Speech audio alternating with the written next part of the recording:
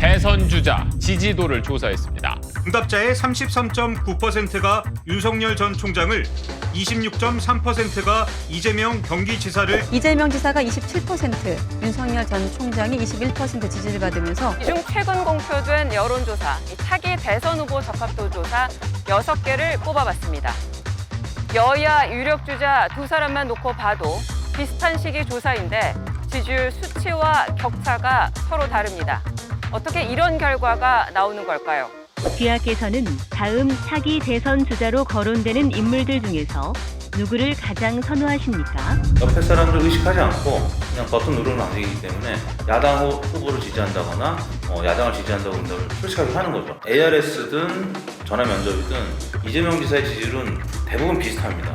다자구도에서 예를 들어 25% 안팎. 그런데 윤석열 후보의 지지율만 전화 면접과 ARS가 차이가 나요. 이거는 윤석열 후보 혹은 이제 보수 정당의 후보들이 그런데 아직까지는 샤이 야당 표심이 있는 겁니다.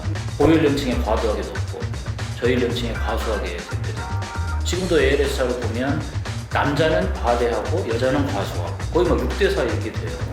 그러니까 이게 모집단을 대표할 수가 없다. 그대로 나. 지금부터 몇 가지 주제에 대해서 여러분들의 생각을 여쭙고자 합니다.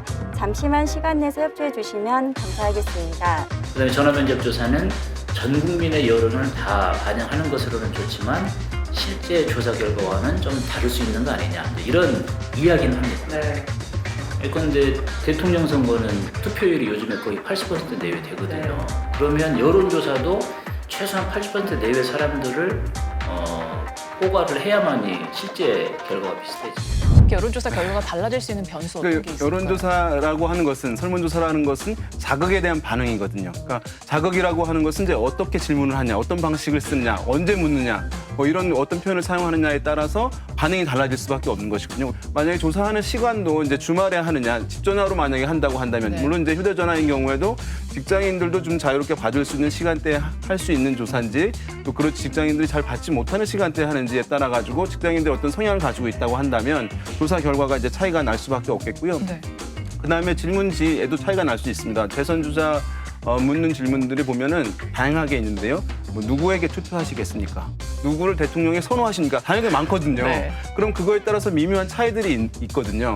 근데 지금 언론에서 보도할 때는 이런 것들 전혀 이제 언급하지 않고 보도를 자유자재로 하고 있는 그런 그냥 상황이거든요. 지지율, 선호도 그냥 맞습니다. 이렇게 보도하죠. 근데 그 안에 많은 차이들이 있는 것인데 그런 부분들 이제 언론에서 보도에서 좀 많이 놓치고 있는 것 같습니다. 이 선거 여론조사 보도 관련해서 가장 큰 문제점은 저희들 미디어 비평 프로그램에서 많이 나왔습니다만 경마 저널리즘이라고 합니다. 1번마, 2번마 따라잡았습니다. 3번마 이런 거죠. 해보신 그래서 것처럼. 이 사람을 왜 뽑아야 되는지, 이 사람이 무슨 얘기를 하는지, 합리적인지 혹은 불합리적인지, 어느 정도인지, 거짓말을 했는지 안 했는지 이런 거에 대해서는 별로 그렇게 스포트라이트가 없어요. 그러니까 경마의 특징은 오로지 결과만 집중하지 않습니까? 그래서 그런 부분이 좀 아쉽다라는 말씀을 좀 드리고요. 통계는 사실 그 범위의 미학이라고 하거든요. 예를 들어서 표본 오차 해서 플러스 마이너스 3.1이다라고 돼 있잖아요. 그럼 사실 거기에 속한 어떤 그 수치가 나왔다. 그러면 누구 1위, 누구 2위, 누구 3위 그렇게 하면 안 되는 거예요. 엄밀하게 따지면 통계상으로도 보면 오류죠. 그렇죠.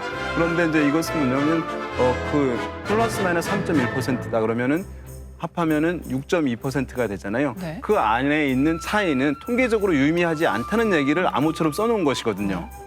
그런데 우리 언론 같은 경우는 그 안에 있는 수치의 작은 차이도 의미 부여를 하는 거예요. 이제 누가 1위다, 누가 앞섰다, 2%포인트만 움직였는데 떨어졌다. 이렇게 얘기를 하거든요. 상승했다라고 의미 부여를 하게 되는데 네. 분명히 거기에는 그 통계적으로 유의미하지 않다라는 얘기를 글로는 안 써놨지만 이제 기호처럼 써놓고 그 얘기를 하는 것은 언론에서 이제 기사 보도를 할 때 가령 이런 거예요. 사고가 났는데 운전자가 그 자리에서 즉사했습니다. 다만 생명에는 지장이 없습니다. 라고 하는 것과 마찬가지예요. 사실은 자기 이제 모순적인 얘기를 하고 있는 것이거든요. 지난 3월 8일 세계일보였습니다. 제목이요. 대선 지지율 7%에서 32.4%로 껑충. 별의 순간을 잡은 윤석열이라는 기사가 있었는데요. 이 기사 제목만 딱 보면 윤석열 전 검찰총장의 지지율이 정말 단숨에 어떻게 이렇게 많이 뛰었나 싶은데 사실 그건 아니잖아요. 한 한 그래프에 대해서 같은 그 여론조사 결과로 지지율이 급상승한 것처럼 해석이 되잖아요. 네. 그런데 이 7%와 32%는 각각 다른 조사기관에서 조사를 한 겁니다. 그리고 이 두 조사 간의 조사 방법, 그러니까 ARS와 전화 면접 조사 이렇게 방법도 다르고 응답률도 다르고 다 달라요. 그런데 이거를 마치 같은 조사처럼 같이 놓고 비교하는 건 상식적으로 맞지 않는데 뭔가 이제 기사를 드라마틱하게 표현을 하려다 보니까 별의 이런 순간을 제목이 만들려다 보니까. 그렇죠. 그렇습니다.